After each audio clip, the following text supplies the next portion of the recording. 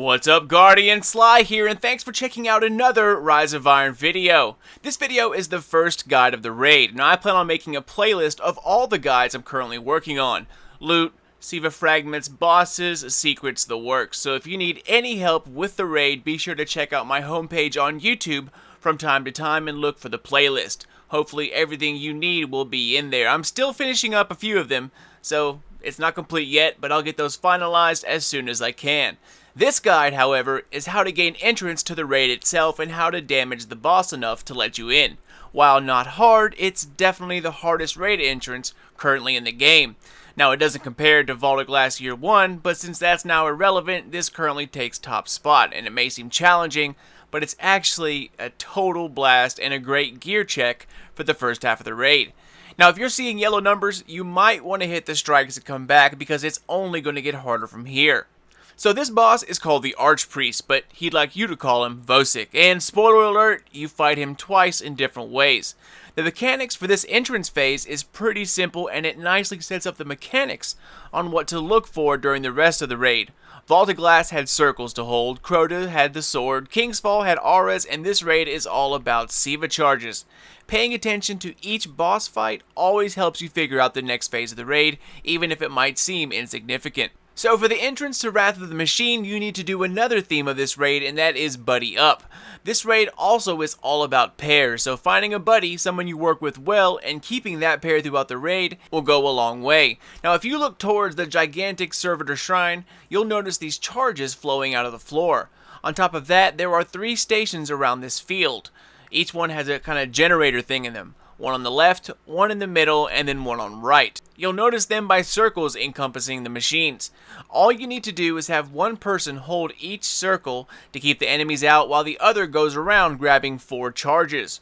Once the person running around has collected all 4, you will be fully charged and you'll get a buff that boosts your agility. What you need to do is transfer that power into those generators. There isn't any certain order that needs to be done or anything like that. Now the best way is to have 3 people collecting charges and slam them down into one of the machines in any of the circles. But even if someone dies, it's totally cool, guys. Each energy slam, regardless of which circle someone slams it into, slowly raises each of the machines in every circle. So each circle is connected to a total amount of charge, no need to raise just your own. So the catch here is that once you pick up energy, you only have 14 seconds to find another energy source and then pick it up. Once your second source is picked up, it's back to 14 seconds again.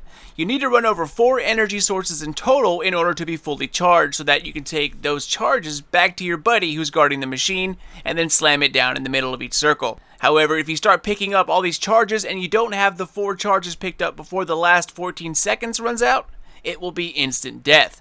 No big deal because it's on normal, but no one likes dying. Like I said, time does not add up with each charge. It's a straight 14 seconds between each pickup. And then, once you're fully charged after grabbing all 4, you have a final 14 seconds to bring your stored charge to the generator so you can then slam it down and help raise the arms that drop the Seva charges needed to take down Vosik's shields. Now the reason one person needs to stay behind in each of the circles is because these huge saber-like shanks start to come out. They're these huge shanks and you totally can't miss them. If they enter the circle, it will deplete your charge and you'll have to start over.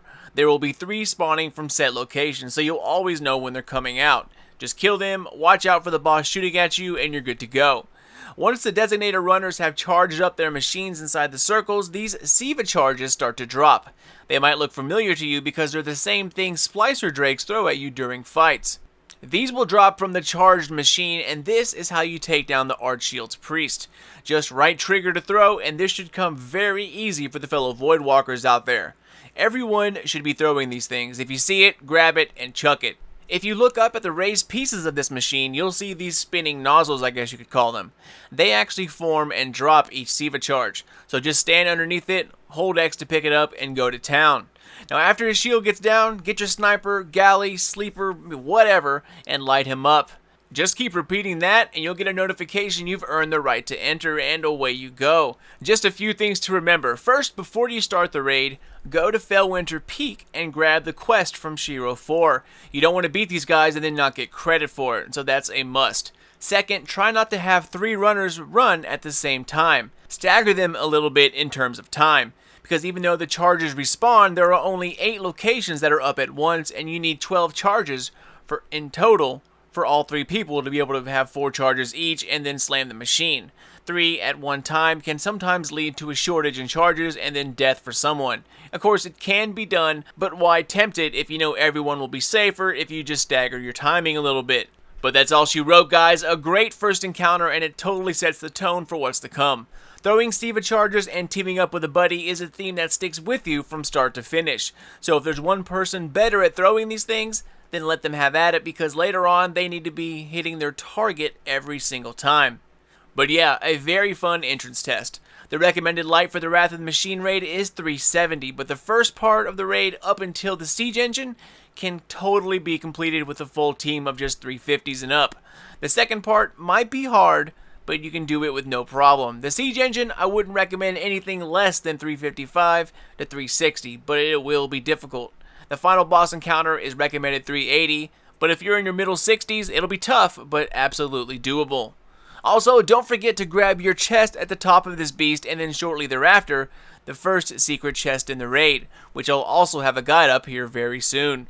As always, guys, thank you so much for watching. Always a pleasure, Guardians, and until next time, this is your boy Sly. Done, gone, out.